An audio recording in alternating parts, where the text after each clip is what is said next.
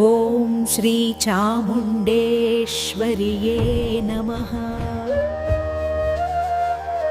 మైసూర్లోని చాముండేశ్వరి ఆలయం.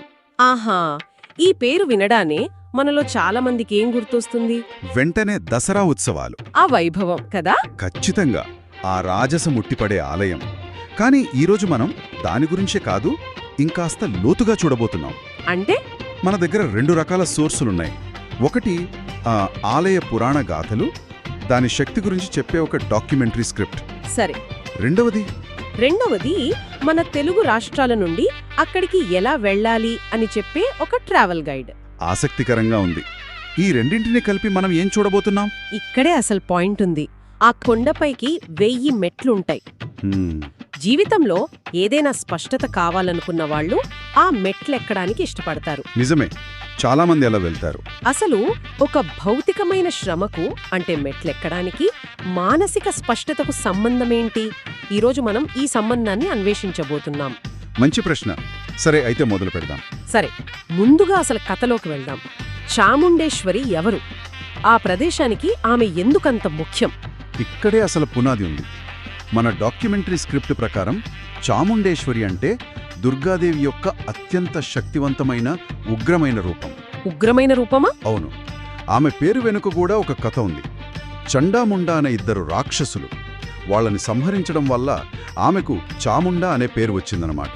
ఓ, అందుకే ఆ పేరు. అంతేకాదు, ఆమెను సప్తమాతృకలలో ఒకరిగా కూడా భావిస్తారు. ఒక్క నిమిషం, సప్తమాతృకలు అంటే చాలా మందికి ఈ పదం తెలిసి ఉండకపోవచ్చు. సప్తమాతృకలు అంటే 7 శక్తివంతమైన దైవిక మాతృదేవతల సమూహం. వీళ్ళు ఆదిశక్తి యొక్క వివిధ రూపాలన్నమాట. అంటే ఒక శక్తి సమూహం లాంటిదా? ఒక రకంగా అంతే. దుష్టశక్తులను నాశనం చేయడానికి వీళ్ళు అవతరించారని పురాణాలు చెప్తున్నాయి. వారిలో చాముండి ఒకరు. అంటే ఆమె కేవలం ఒక దేవత కాదు, ఒక ఆదిమ శక్తికి ప్రతిరూపం. ఇకపోతే మైసూరు కథ. ఇది అద్భుతం. ఒక నగరం పేరు వెనుక ఇంత పెద్ద కథ ఉంటుందని నేను ఊహించలేదు. అవును, ఈ కథ ఆ నగరం యొక్క ఆత్మ లాంటిది. పురాణాల ప్రకారం మహిషాసురుడు అనే రాక్షసుడు. విన్నాను. బ్రహ్మదేవుడి నుండి వరం పొందుతాడు కదా. సరిగ్గా. ఏ దేవుడు, మనిషి లేదా ఏ ఇతర పురుష జీవితాన్ని చంపలేడనే వరం. దాంతో భూమిని, స్వర్గాన్ని అల్లకల్లోలం చేశాడు. అప్పుడు దేవతలందరూ నిస్సహాయులయ్యారు. అప్పుడు త్రిమూర్తులు సహా దేవతలందరి శక్తులు ఏకమై ఒక మహాశక్తిగా మారాయి. ఆ శక్తే చాముండేశ్వరి. అంటే ఆమె సృష్టికి కారణం ఒకే ఒక్క లక్ష్యం, దుష్ట సంహారం. ఖచ్చితంగా. ఆమె మహిషాసురుడితో 9 రోజుల పాటు భీకర యుద్ధం చేసి 10వ రోజున అతన్ని సంహరించింది. విజయదశమి రోజున. అవును, ఆ కథ వల్లే ఆ ప్రదేశానికి అంత ప్రాముఖ్యత. మహిషాసురుని ఊరు అన్నది కాలక్రమేణా మహిషూరుగా, చివరికి మైసూరుగా మారింది. అద్భుతం. అందుకే ఆ కొండ మీద ఆలయం దగ్గర ఇప్పటికీ మహిషాసురుడి పెద్ద విగ్రహం ఉంటుంది. అది కేవలం ఒక శిల్పం కాదు, ఆ నగరం పుట్టుకకు కారణమైన ఒక చారిత్రక సంఘటనకు గుర్తు. సరిగ్గా చెడుపై మంచి సాధించిన విజయానికి శాశ్వత ప్రతీక అన్నమాట. ఇప్పుడు ఆ కథను మనం ముందు అనుకున్న ప్రశ్నకు ముడిపెడదాం. ఇంతటి శక్తివంతమైన దేవతను దర్శించుకోవడానికి ప్రజలు 1000 మెట్లు ఎక్కడానికి ఎందుకు సిద్ధపడుతున్నారు? కేవలం భక్తేనా? ఇక్కడే మన చర్చ అసలు మలుపు తీసుకుంటుంది. మన సోర్సుల ప్రకారం చాముండి కొండలు కేవలం ఒక కొండ కాదు, అదొక పవిత్రమైన శక్తిక్షేత్రం. శక్తిక్షేత్రమా? అవును, ఆ 1000 మెట్లు ఎక్కడమనేది ఒక ప్రయాణం కాదు, అదొక ప్రక్రియ, ఒక ఆధ్యాత్మిక యాత్రగా వర్ణించారు. అంటే మనం వేసే ప్రతి అడుగుకి ఒక అర్థముంటుందన్నమాట. ఖచ్చితంగా.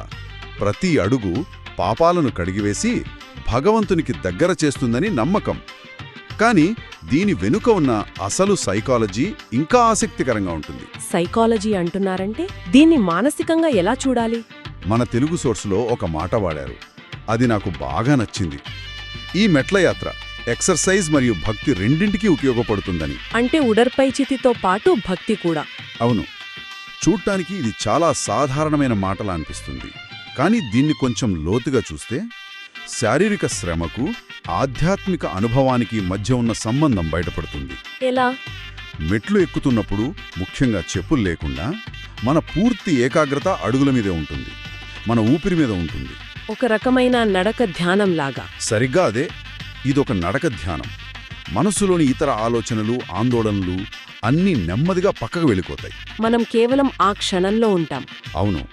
ఈ శారీరక అలసట మనలోని అహాన్ని, అంటే నేను అనే భావనను నెమ్మదిగా కరిగిస్తుంది. మనం బలహీనంగా ఉన్నామని మన శరీరం మనకు గుర్తు చేస్తుంది. ఆ బలహీనపడిన స్థితిలోనే మనం బయటి శక్తిని స్వీకరించడానికి సిద్ధంగా ఉంటాం. అది దైవిక శక్తి కావచ్చు, లేదా మన అంతరాత్మ శక్తి కావచ్చు. వావ్! అంటే ఆ 1000 మెట్ల ప్రయాణం మనల్ని శారీరకంగా అలసట పాలు చేసి, మన అహాన్ని పక్కన పెట్టి ఒక ఖాళీ పాత్రలా తయారు చేస్తుందన్నమాట. అవును.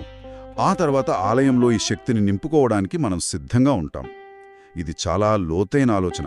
అందుకే చాలామంది జీవితంలో ఏదైనా పెద్ద నిర్ణయం తీసుకోవాల్సొచ్చినప్పుడు ఈ యాత్ర చేస్తారేమో. ఖచ్చితంగా. లేదా తీవ్రమైన మానసిక ఒత్తిడిలో ఉన్నప్పుడు. ఎందుకంటే ఆ ప్రయాణం ముగిసేసరికి వారి మనసులోని అనవసరమైన ఆలోచనలన్నీ ఫిల్టర్ అయిపోతాయి. మిగిలేది స్పష్టత మాత్రమే. ఆ శ్రమ తర్వాతొచ్చే ప్రశాంతత అది. ఈ ఆలోచన అద్భుతంగా ఉంది. అలాంటప్పుడు ఆ ప్రయాణం ముగిసాక మనం చేరుకునే గమ్యం ఎలాంటిది? ఆ ఆలయం గురించి మన సోర్సెస్ ఏం చెప్తున్నాయి? గమ్యం కూడా అంతే శక్తివంతమైనది. ఈ ఆలయం 1000 సంవత్సరాల కంటే పురాతనమైనదని, మొదట హోయసల రాజుల కాలంలో చిన్నగా ఉండేదా? అవును. ఆ తర్వాత విజయనగర రాజులు, ముఖ్యంగా మైసూరును పాలించిన ఒడియార్ రాజవంశం దీనిని ఎంతగానో అభివృద్ధి చేశారని మన సోర్సెస్ చెప్తున్నాయి. ఒడియార్ రాజులు వీళ్లే కదా మైసూరు దసరా ఉత్సవాలను అంత ఘనంగా ప్రారంభించింది? అవును, వాళ్లే. వాళ్ళు చాముండేశ్వరిని తమ కులదేవతగా, రాజ్య సంరక్షకురాలుగా పూజించారు. అంటే వాళ్ళకి ఆమె ఒక రక్షణ కవచం లాంటిదన్నమాట. నిజమే. ఏ యుద్ధానికి వెళ్లాలన్నా, ఏ కొత్త పని ప్రారంభించాలన్నా ముందుగా ఆమె ఆశీస్సులు తీసుకునేవారు. తమ విజయాలన్నీ ఆమె కృప వల్లే సాధ్యమయ్యాయని ప్రగాఢంగా నమ్మేవారు. వాళ్ల భక్తి ఆ ఆలయానికి మరింత శక్తినిచ్చుంటుంది కదా? నిస్సందేహంగా. ఇక భక్తుల అనుభవం విషయానికొస్తే, ఆలయంలోని గర్భగుడిలో ఉన్న విగ్రహం కేవలం నల్లరాయి కాదని, అది దైవిక శక్తితో సజీవంగా ఉందని భక్తులు నమ్ముతారట. ఆ తల్లి కళ్లలోకి చూసినప్పుడు ఒక రకమైన అనుభూతి కలుగుతుందని విన్నాను. అవును, డాక్యుమెంటరీ స్క్రిప్ట్లో అదే ఉంది. కారణం లేకుండానే కన్నీళ్లు రావడం, ఒళ్ళు గగురు పడవడం, ఒక భావోద్వేగపూరిత అనుబంధం కలగడం. ఇవన్నీ చాలామంది భక్తులు చెబుతారు. ఎందుకంటే అప్పటికే 1000 మెట్ల ప్రయాణంలో వాళ్ల మనసు సిద్ధమై ఉంటుంది కదా? సరిగ్గా. వాళ్ళు ఆ శక్తిని స్వీకరించడానికి సిద్ధంగా ఉంటారు. అంటే అసలైన ఫలితం గుడిలో దొరికేది కాదు, ఆ మెట్లపైనే మొదలవుతుంది. ఇవన్నీ ఆ నమ్మకానికి, ఆ శక్తికి నిదర్శనాలేమో. ఇది భౌతిక చర్యకు, అంటే మెట్లెక్కడానికి, ఆధ్యాత్మిక ఫలితానికి మధ్య ఉన్న సంబంధాన్ని పరిపూర్ణం చేస్తుంది. అవును. ఆ శారీరక అలసట అహాన్ని కరిగించి, మనసును నిర్మలం చేసి, దైవిక అనుగ్రహాన్ని స్వీకరించే స్థితికి తీసుకువస్తుంది. ఇది కేవలం పైకి చేరుకోవడం గురించి కాదు, మార్గంలో జరిగే పరివర్తన గురించి. ఇంతటి గహనమైన ఆధ్యాత్మిక ప్రయాణం గురించి మాట్లాడిన తర్వాత బస్సు సమయాల గురించి మాట్లాడటం కొంచెం సాధారణంగా అనిపించవచ్చు. కానీ ఇది కూడా ముఖ్యమే కదా? అవును. మన ప్రయాణ గైడ్ చాలా ఆచరణాత్మకంగా ఉంది. ఈ ప్రయాణం చేయాలనుకునేవారు ఆ అనుభవాన్ని పూర్తిగా పొందాలని ఆ సోసు కోరుకుంటుంది. కాబట్టి అసలక్కడికి ఎలా చేరుకోవాలి? తప్పకుండా. ముందుగా దర్శన సమయాలు. ఉదయం 7:30 నుండి మధ్యాహ్నం 2 గంటల వరకు, 9 గంటల వరకు దర్శనం ఉంటుంది. ఇంకో ముఖ్యమైన విషయం, అక్కడ ప్లాస్టిక్ నిషేధం అమల్లో ఉంది. ఇది చాలా మంచి విషయం. అవును, పర్యావరణాన్ని కాపాడాలి. ఇక కొండపైకి చేరుకోవడానికి ఉన్న మార్గాల గురించి మన సోర్సు చాలా స్పష్టంగా చెప్పింది. 3 దారులున్నాయి. అవును. మొదటిది వాహనాల కోసం చక్కగా వేసిన రోడ్డు మార్గం. సొంత కారులో గాని, టాక్సీలో గాని నేరుగా ఆలయం దగ్గర వరకు వెళ్లవచ్చు. ఇది సౌకర్యవంతమైన మార్గం. రెండవది ప్రజా రవాణా. మైసూరు సిటీ బస్టాండ్ నుండి ప్రతి 20 నిమిషాలకు ప్రభుత్వ బస్సులు కొండపైకి నడుస్తాయి. ఓ, ప్రతి 20 నిమిషాలకా? ఇది చాలా సౌకర్యవంతంగా ఉంది. ఇక మూడవది మనమింతసేపు చర్చించుకున్న 1000 మెట్ల నడక మార్గం. ఇక్కడే సందర్శకుల ముందు ఒక ముఖ్యమైన ఎంపిక ఉంది. సరిగ్గా. ఈ ఎంపిక సందర్శకుడి ఉద్దేశాన్ని బట్టి ఉంటుంది.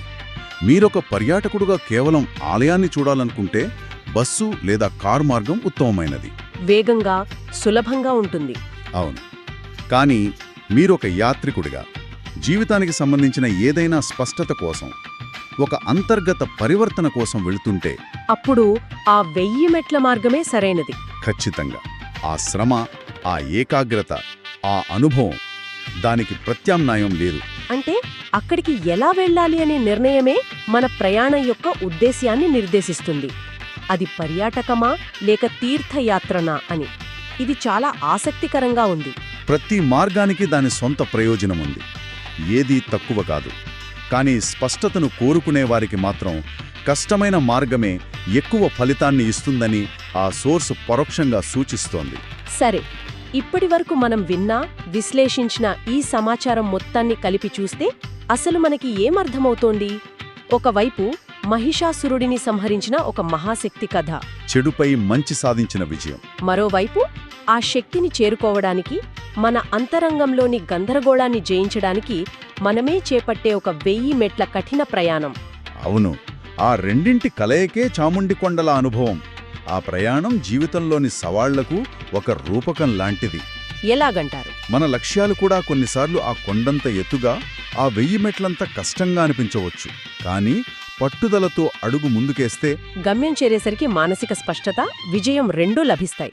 సరిగ్గా ఆ మెట్లయాత్రలో పొందే అనుభవం జీవితంలో సవాళ్లను ఎలా ఎదుర్కోవాలో నేర్పే ఒక పాఠం లాంటిది. మన డాక్యుమెంటరీ సోర్సులో చాముండేశ్వరిని శాశ్వత సంరక్షకురాలు అని వర్ణించారు. ఇది నాలో ఒక చివరి ఆలోచనను రేకెత్తిస్తోంది. ఏమిటది?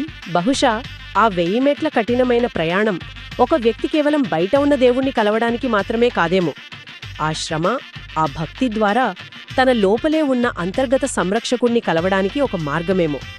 తనలో కూడా ఆ రక్షణ శక్తి, ఆ స్పష్టత ఉన్నాయని కనుగొనడానికి, ఆ శక్తిని మేల్కొల్పడానికి చేసే ఒక ప్రయత్నమేమో. బహుశా అసలైన గమ్యం గుడి లోపల కాకుండా ఆ ప్రయాణం చేస్తున్న వ్యక్తి లోపలే ఉందేమో.